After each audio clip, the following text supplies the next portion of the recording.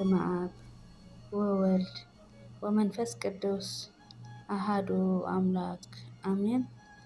ሰላም ከመይ ኣለኹም ናይ ክርስቶስ ቤተሰብ ኣነ እግዚአብሔር መስገን ጽቡቕ ኣለኹ። እግዚአብሔር መስገን ኢልና ከነመስግኖ ዝፈቀደልና ልዑል እግዚአብሔር ኣምላኽና ክብርን ምስጋናን ኣምልኾን ውዳሴን ይብፅሓዮ ኣሜን። እምበኣርከስ ካብ ዝሓለፈ 5 ክፋል ሎሚ እውን 6 ክፋል ሕቶን መልስን ሒዘልኩም ቀሪበ ኣለኹ። ኣጀሚሩ ንኸፈፅመና ልዑል እግዚአብሔር ኣምላኽና ይፍቀደልና ኣሜን።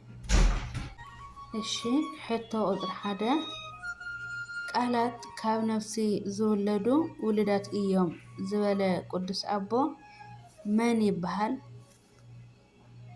ሀ ቀሌምንጦስ ዘእስክንድርያ፣ ለ ዮሐንስ አፈወርቂ፣ ሐ አባ አንጦኒዮስ።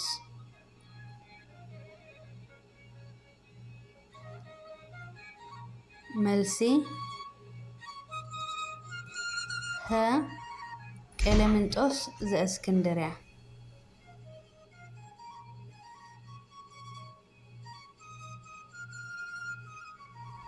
እሺ ሕቶ ቁፅሪ 2 ትውፊት ማለት ኣውፈ ካብ ዝብል ናይ ግእዝ ቃል ዝመፀ ኮይኑ ትርጉሙ እንታይ እዩ? ሀ ኣውረሱ፣ ለ ሃቡ፣ ሐ ኣተሓላለፉ፣ መ ኩሎም መልሲ እዮም።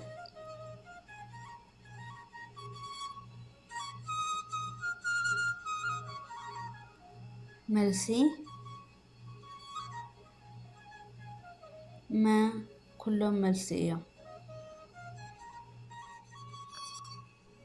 ሕቶ ቁፅሪ 3 ካብዞም ዝስዕቡ ሐዋርያውያን ኣበው ዘይኮነ ኣየናይ እዩ? ሀ ቀሌምንጦስ ዘሮም፣ ለ አግኒጦስ ዘእስክንድርያ፣ ሐ ፖሊካርፖስ፣ መ ቅዱስ ማቴዎስ።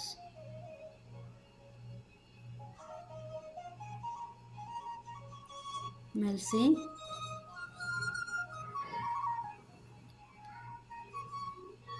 መ ቅዱስ ማቴዎስ። ሕቶ ቁፅሪ 4 ሐዋርያውያን ኣበው ካብ ክንደይ ክሳብ ክንደይ ዓመተ ምህረት ዝነበሩ ብትምህርቶምን ብሂወቶምን ዝፍለጡ ናይ ቤተ ክርስቲያን ኣቦታት እዮም? ሀ ካብ 70 እስካብ 106 ዓመተ ምህረት፣ ለ ካብ 150 እስካብ 300 ዓመተ ምህረት፣ ሐ ካብ 5 እስካብ 64 ዓመተ ምህረት፣ መ መልሲ የለን።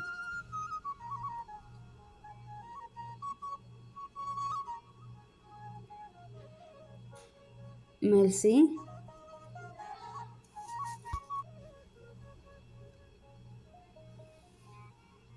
ካብ 70 እስካብ 106 ዓመተ ምህረት ሀ። ሕቶ ቁፅሪ 5 ቀሌምንጦስ ዘሮም ካብ ነገስታት ሮማውያን ኮይኑ ካብ ቅዱስ መን ክርስትና ተቐቢሉ? ሀ ቅዱስ ጳውሎስ፣ ለ ቅዱስ ጴጥሮስ፣ ሐ ቅዱስ ዮሐንስ፣ መ ቅዱስ ማቴዎስ።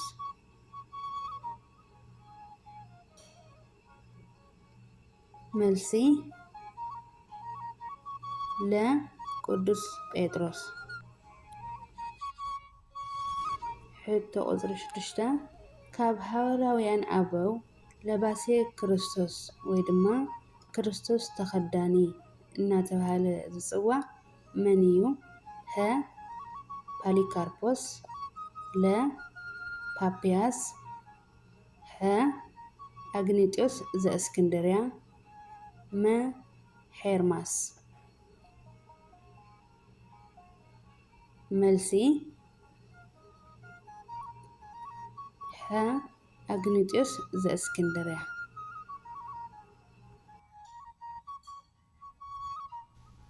ሕቶ ቁፅሪ 7 አግኒጦስ ዘእስክንድርያ ካብ ቅዱስ መን ስነ መለኮት ተማሂሩ? ሀ. ቅዱስ ጴጥሮስ ለ. ቅዱስ ማቴዎስ ሐ. ቅዱስ ጳውሎስ መ. ቅዱስ ዮሐንስ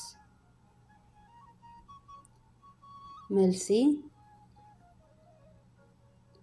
መ. ቅዱስ ዮሐንስ ሕቶ ቁፅሪ 8 አግኒጦስ ዘእስክንድርያ ብዛዕባ ምንታይ ሰፊሕ ትምህርቱ ኣምሂሩ? ሀ. ምስጢረ ስላሴ ለ. ትንሣኤ በዓል ሐ. ምስጢረ ንስሐ መ. መልሲ የለን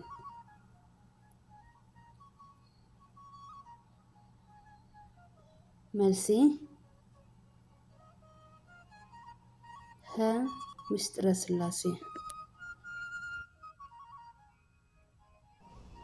ሕቶ ቁፅሪ 9 ፖሊካርፐስ ናይ ሐዋርያ ቅዱስ ዮሐንስ ደቂ መዝሙር ዝነበረ ኮይኑ ብዛዕባ እንታይ ብሰፊሑ ኣምሂሩ?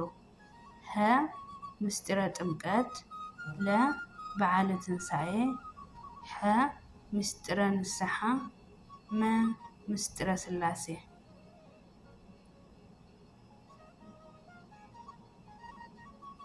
መልሲ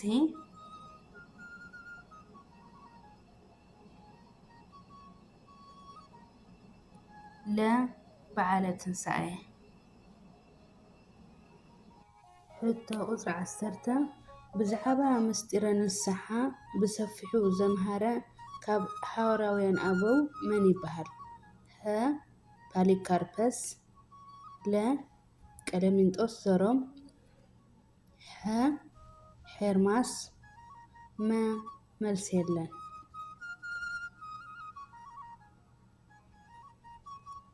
መልሲ